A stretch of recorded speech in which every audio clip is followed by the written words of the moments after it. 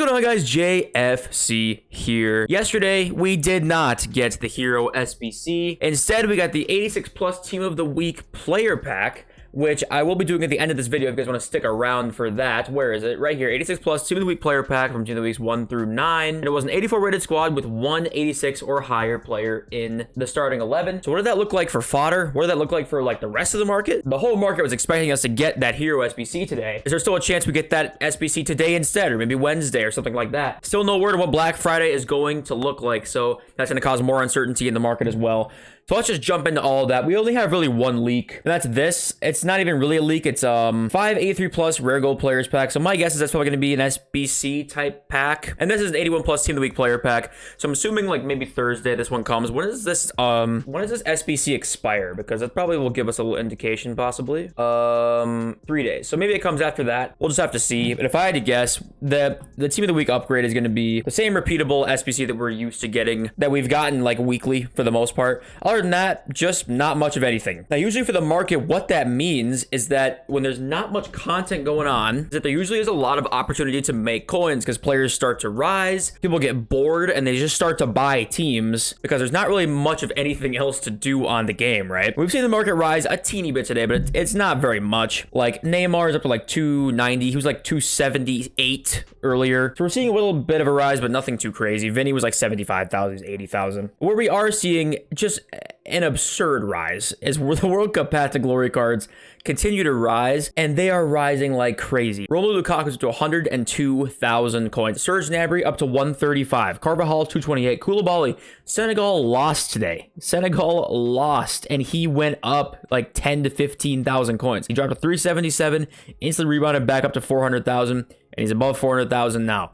Every single one of these cards has risen. And if you bought Delaney's like I was talking about yesterday, I bought like 5 to 10 of them, something like that. He's up like 8,000 from where I bought him from. At his lowest point, he's up like 15,000 from where some people bought him from.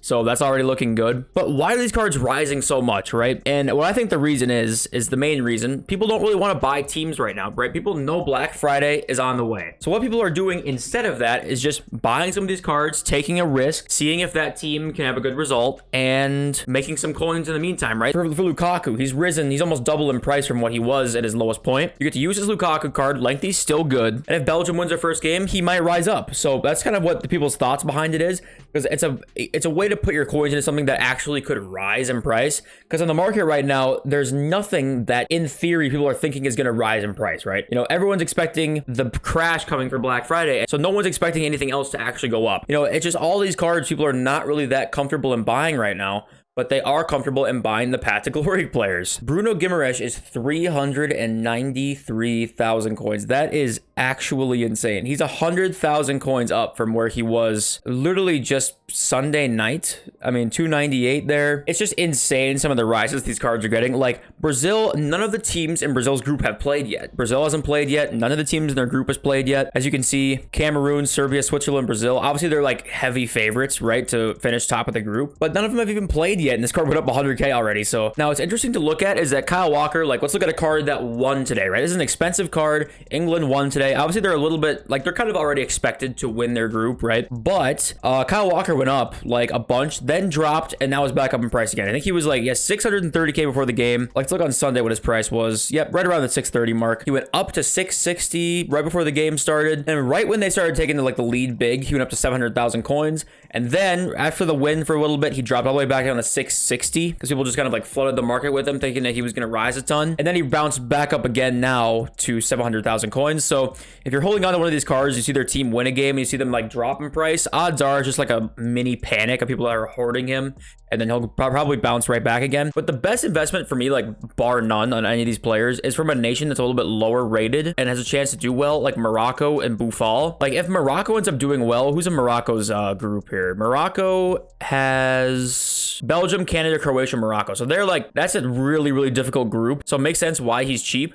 But the thing is that if one of these nations like Morocco or Tunisia, even like Serbia, Oh, let's look at like the other Path to Glory team here. Canada, Poland, Denmark, like we were saying. If these nations do well and they advance, their card's going to rise a lot more than like these expensive ones are going to. That's by far my favorite investment is like some of these lower tier guys, like a Costa Rica player, right? These guys are discard. Like most of these guys are very close to discard. You know, Milik is Polish, and Poland's a pretty good team. And they have Argentina, Mexico, Poland, Saudi Arabia.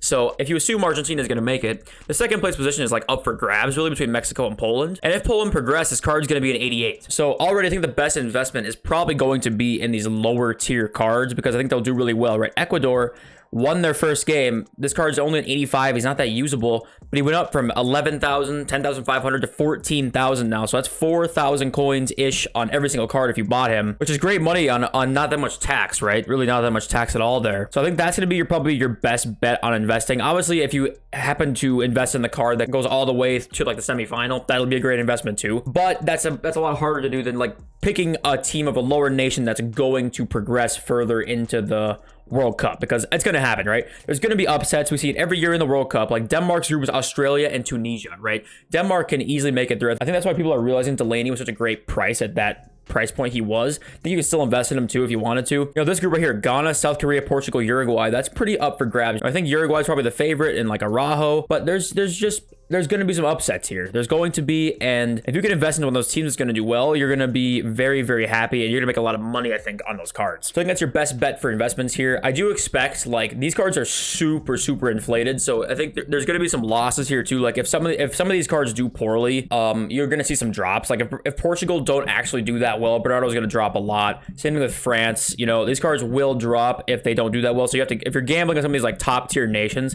people are already kind of expecting to do well, you're probably not going to be very happy about it. Like Frankie de Jong, you know, Netherlands is kind of expected to move on, right? They had Ecuador, Senegal, and Qatar in their group. People were kind of expecting Senegal, Netherlands, or Ecuador and Netherlands to move on. And then de Jong today stayed the exact same price throughout. Like he was 650 before the game started today, right here, 651, and then he dropped down to 626 actually, came back up again up to like 650 where he is now. So he stayed the same price all day. Because Netherlands are kind of expected to advance, right? So that's another reason why the higher tier nations are probably not going to be the most incredible investment for you in the long term.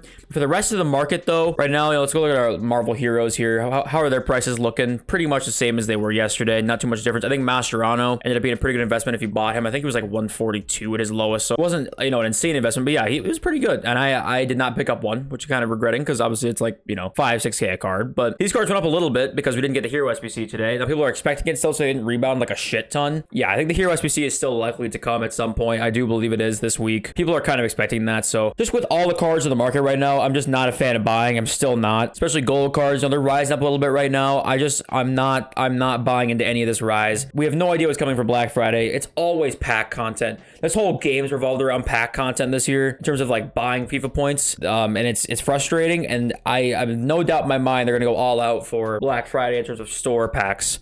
So, and that's going to in turn affect cards in the market. So I'm cool with rocking an untradeable team for the foreseeable future. I really am.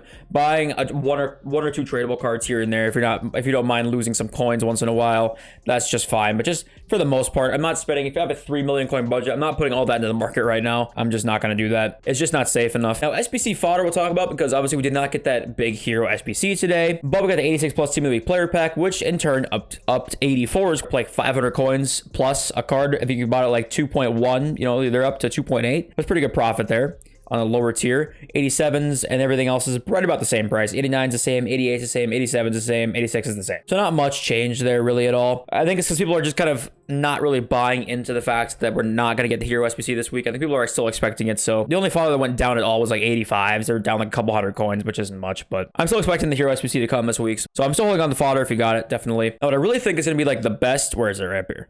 I think the best, like one of the best investments that could be coming is these informs.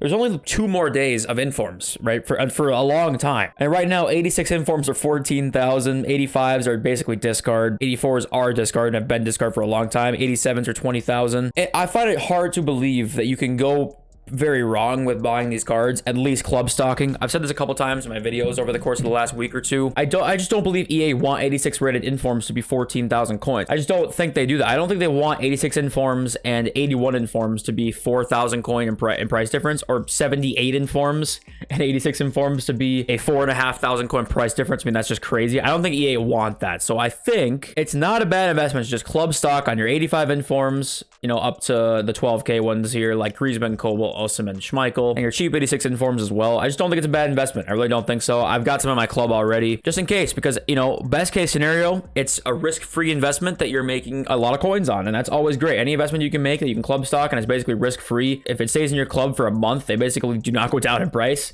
It's always wonderful. So if you want a nice longer term investment to just really not worry about it all, that's probably your best bet. Informs look really, really nice to me. Another thing too, with these Path to Glories, like this Grealish card, also, you know, England won. And he was a card that actually did go up in price. Like he before the game was 140.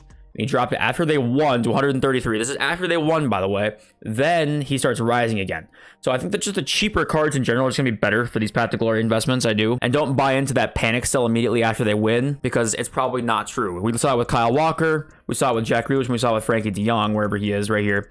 So don't buy into that panic sell. Just wait it out, because they're all up in price right now after they got panic sold right after the team won. So I think that's it. So let's just get into crafting this 86 plus Team of the Week upgrade. Okay, you can get pretty good stuff in this, actually. So I'm very curious to see. I hope I get Inform Holland, you know, dupe theory here. I've got Inform Holland right in my team right now, and Valverde, actually. So we get some dupe theory going, because I would appreciate that, EA, very much. Let's go. Norway, Uruguay.